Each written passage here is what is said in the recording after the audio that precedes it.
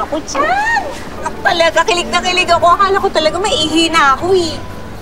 Naku, tigil-tigilan mo akong bata ka, ha? Ano, namit mo ka mo sa online, ha? Mag-iingat ka. Oo, bakit?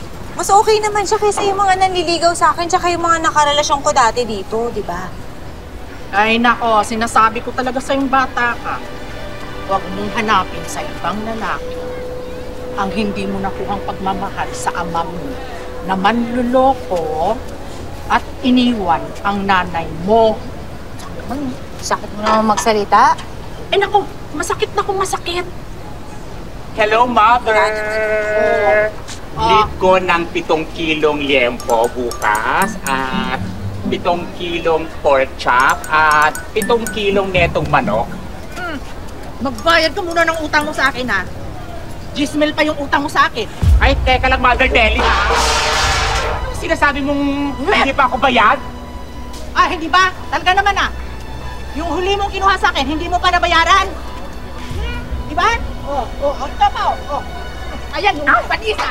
Yan pa. Huwag mo akong binabato na ng garisa! Ay, di ba gusto mo yan? Ayaw mo? Ito. Ito. Ayan, gusto mo yan? Ayan.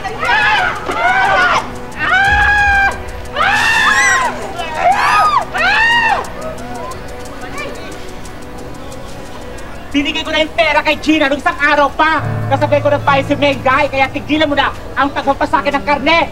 Hayop ka! Totoo ba yan, Gina? Ngayon, hindi kayo makaimik. Binigay ko na, mga leche kayo. Ayaw ko man din sa lahat, yung pinapalabas na hindi ako nagbabayad ng utang at sinungaling.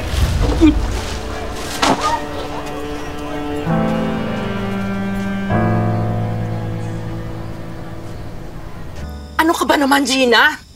Napahiya pa ako kay Boom sa harap ng maraming tao? Sorry na po, Chang. At sabi ni Boom, pati daw yung kay Mengay, ikaw daw ang kumuha. Ha? May kinuha ka pa bang iba? Po, yung kay Osang.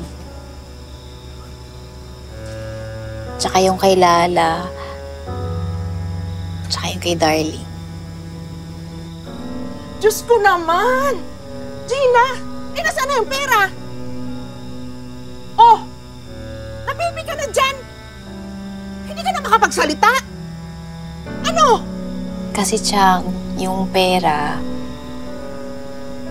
ibinigay ko kay Chito para invest niya dun sa... Ano ka ng kamote naman, Gina? Kakikilala mo pa lang ng taong yon? Nagbigay ka na ng pera?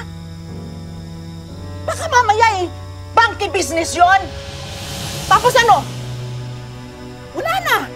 Tinakbo na yung pera! Chang, hindi. May babalik din yung pera sa loob ng ilang buwan. Tsaka sabi ni Chito, tutubo yun. Naku, talaga, Regina. Para kang nanay mo.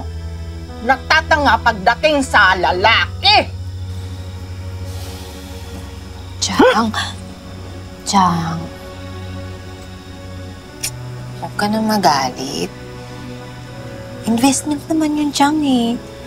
Tsaka, promise, babalik din namin agad ni Chito yung pera.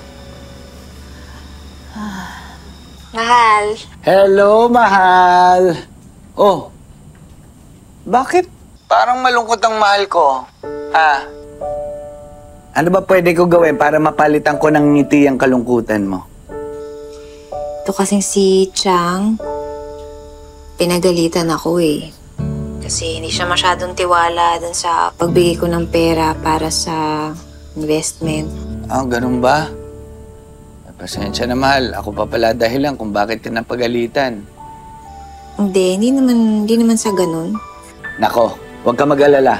Kapag nakuha na natin yung kahon sa customs at maibenta na natin yon, sigurado ko lalangoy sa pera yan si Tia Deli. Tama ka, mahal. Ayan nakangiti na, mahal ko. Kita mo, mas bagay sa'yo yung ganyan eh. Nakasmile parate. I love you.